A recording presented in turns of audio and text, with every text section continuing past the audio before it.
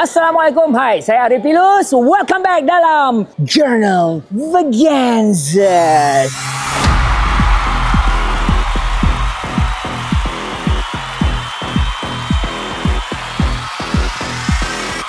Anda semua tahu, setiap peserta yang masuk dalam Gegar Vaganza ni, diorang ada fan club diorang, GVverse. Kita nak mengenali sendiri siapakah dan apakah nama kumpulan-kumpulan fan club diorang ni.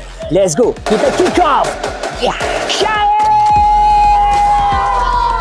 The Adam Family! Sobat Ruri! Malaysia! Menang! Syeh! Nubahan Squad! Mantap! Mendua! Mendunia!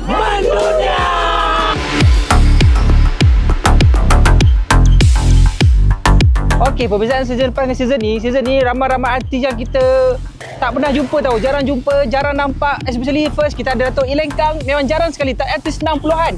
Second kita ada Syeh artis Indonesia. Dan second kita ada Iskandar daripada Singapura. Yeah! Season tahun ni lebih gempak, lebih meriah, penyokong lebih ramai. Nubahan pasti nombor 1.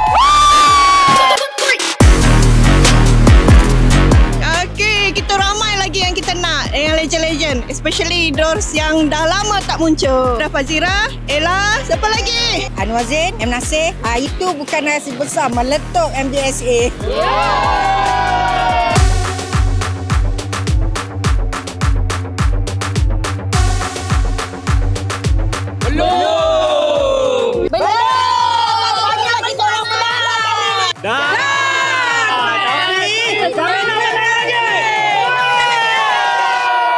Okay guys, mesti korang tertanya-tanya macam tak cukup je baril. Of course dah tak cukup. Kita kena simpan separuh untuk episod yang seterusnya. So guys, jangan lupa saksikan Journal Vaganza. Dan yang paling penting sekali, korang kena stay tune untuk Gegar Vaganza 12. Ahad 9 malam di Astro One dan Suka Gegar Vaganza.